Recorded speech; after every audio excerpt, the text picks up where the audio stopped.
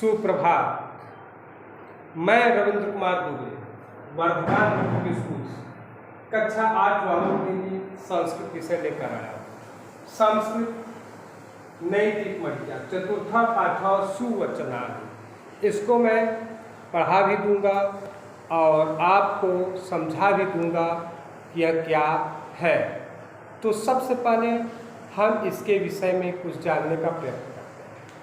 सुवचनानि, सु का तात्पर्य होता है सुंदर, सु का अर्थ होता है सुंदर, वचन का अर्थ होता है शब्द, वचन, वचन का मतलब होता है शब्द, बात, वाक्य, वाणी, बोली आदि।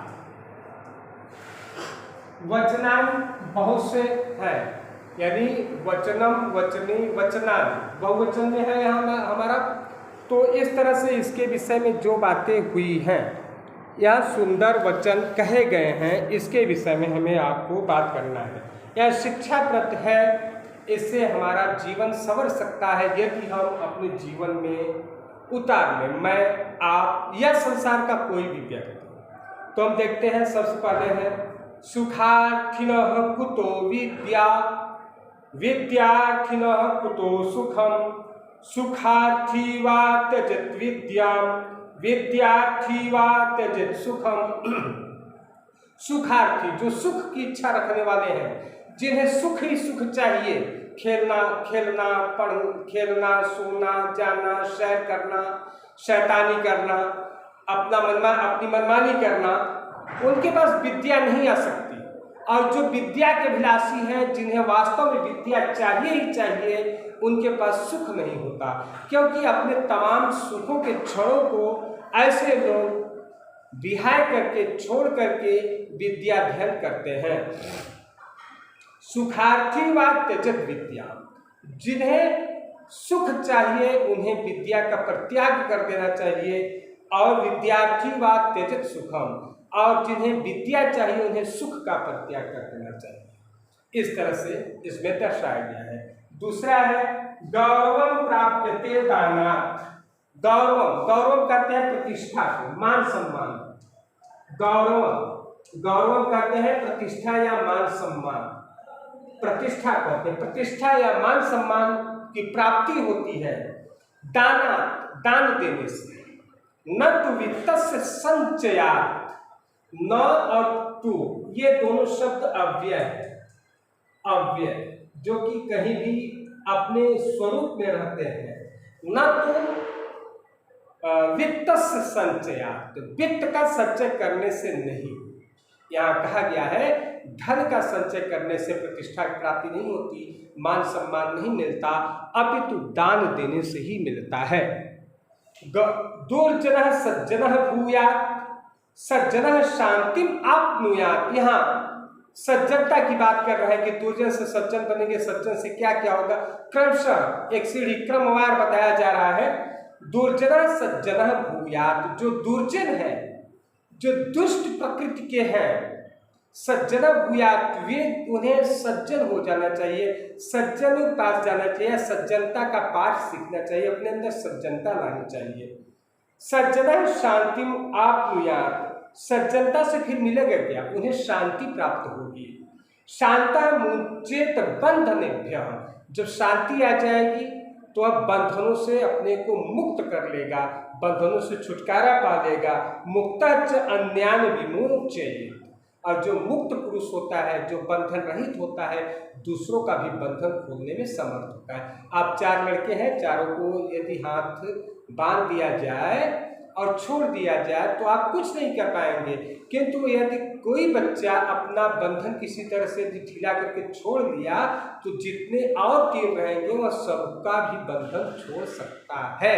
ऐसा तो वही बात यहाँ पर है कि दुर्जन से सज्जन बनना चाहिए, दुर्जन तो बनना ही नहीं चाहिए। और सज्जन बनने से क्या होगा, वह शांति को प्राप्त होगा। जब शांति को प्राप्त होगा तो वह अपने आप को बंधन से मुक्त कर लेगा, और बंधन मुक्त मनुष्य ही दूसरों को भी बंधन से मुक्त करने में समर्थ होता है, ऐसा बताया गया है।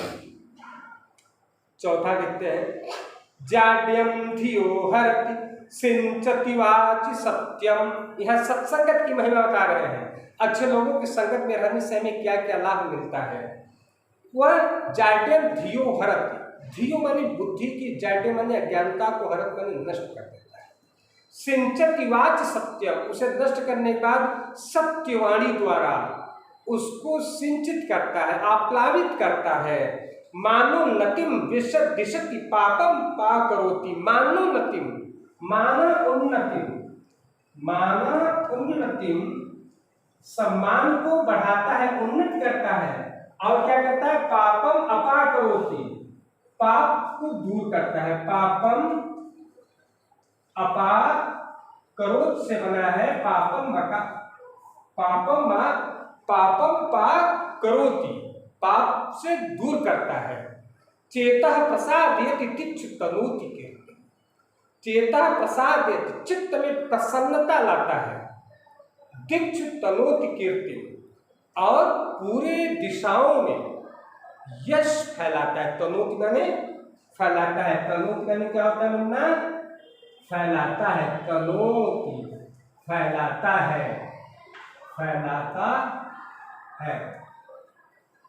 तनोति माने फैलाता है। सत्संगति ही कथय किम न करोति पुंसा। यह कहा गया कि कहो सत्संगति पुरुषों का क्या क्या नहीं करता, अर्थात हर प्रकार से भला ही करता है। इस प्रकार से हम जो है कि इसको समझा रहे हैं। हम आपको इसको पढ़ा भी देंगे, पीडीएफ भी भेज देंगे। आप अच्छे से वीडियो देखेंगे, अच्छे से समझेंगे, बार बार सुनेंगे, और जो लाइव क्लास चल रहा है उसको भी मैं पढ़ा रहा हूँ, उसको भी तत्चित्त से आप देखेंगे, और जो मैं पीडीएफ भेज रहा हूँ उसको भी लिखने का पूरा पूरा प्रयास करेंगे। बिल्कुल आपको समझ में आ जाएगा। सर्पा पिबन्ति पवनम न च दुर्बलास्ते। यहाँ प्रकृति के नियमों के बारे में बता रहे हैं। जो लोग प्रकृति के नियम को देखकर घबरा जाते हैं उनको एक शिक्षा दिया जा रहा है कि सर्पा पिबन्ति पवनम न च दुर्बलास्ते। सर्प जो होते हैं, पवनम माने हवा को पीकर रहते हैं लेकिन दुबले नहीं होते। शुष्क तृण वन गजाह बलिनः भवन्ति। शुष्क तृण, शुष्क माने सूखे, शुष्क, शुष्क माने सूखा या सूखे हुए, तृण माने तिनका, घास फूस, सूखे घास फूस से बनाई गई रस्सी से वन गजाह, जंगल के हाथी जो काफी बलवान होते हैं उन्हें बांध दिया जाता है। आपने देखा होगा रस्सी से बांधे जाते हैं और वो तोड़ नहीं पाते। वो रस्सी कैसे बनती है, कैसे बटी जाती है? वह तिनकों से, सूखे घास फूस से ही बनाई जाती है। कंदय फलय मुनिवरा छपयन्ति कालम। जो ऋषि मुनि थे, तपस्वी थे, वह कंद मूल खा करके ही अपने जीवन को धारण किए रखते थे, है ना, बहुत समय तक जीवित रहते थे। संतोष से पुरुषस्य परम निधानम। इसमें कहा गया है कि संतोषी मनुष्य का सबसे बड़ा धन होता है। अब मनुष्य की कितनी श्रेणियां होती हैं उसके संदर्भ में बता रहे हैं कि 3 श्रेणी होती है। प्रारभ्यते न खलु विघ्न भयेन नीच, प्रारभ्य विघ्न विहता विरमन्ति मध्या। प्रारभ्यते न खलु, खलु माने वास्तव, प्रारंभ भी नहीं करते कार्य को। कौन? नीच लोग, जो निचले स्तर के होते हैं, निम्न कोटि के होते हैं। विघ्न भयन, विघ्न के भय से वो सोचते हैं मैं ये काम करूं तो मैं विघ्न पड़ जाएगा। बच्चे तमाम होते हैं, पढ़ूंगा, परीक्षा दूंगा तो फेल हो जाऊंगा। ये निम्न कोटि की विचारधारा है। निम्न कोटि के लोग ऐसे माने जाते हैं। ऐसे लोगों के लिए शास्त्रकार ने नीच की उपमा दिया है ना, कि ऐसे निम्न कोटि के प्राणी होते हैं जो विघ्न के डर से कार्य का आरंभ ही नहीं करते। प्रारभ्य विघ्न विहता विरमन्ति मध्या। लेकिन जो मध्यम श्रेणी के होते हैं कार्य को आरंभ तो कर देते हैं, विघ्न पड़ने पर उसे छोड़ देते हैं, उसका परित्याग कर देते हैं।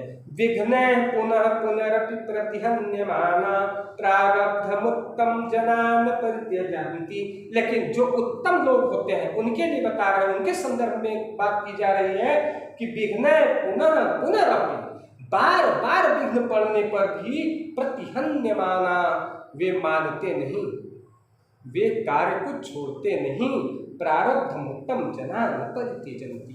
प्रारंभ किए हुए कार्य को जो उत्तम लोग होते हैं वे छोड़ते नहीं, बार बार गेहूं पड़ रहा है तो भी उसको कर कर ही दम लेते हैं, उसे पूरा ही कर लेते हैं। चींटियों को आपने देखा होगा, कीड़े मकोड़ों को लेकर के वह चली जाती है, बार बार रुकती है फिर बढ़ जाती है। मकड़ी को आपने देखा होगा, नीचे से ऊपर अपने जाले तक पहुंच ही जाती है ना बेटा। तो इस प्रकार से जो अच्छे लोग होते हैं वे उत्तम लोग माने जाते हैं, वे कार्य का आरंभ करते हैं तो विघ्न पड़ने पर भी उसे पूरा ही करते हैं। आपका कार्य क्या है? पढ़ाई।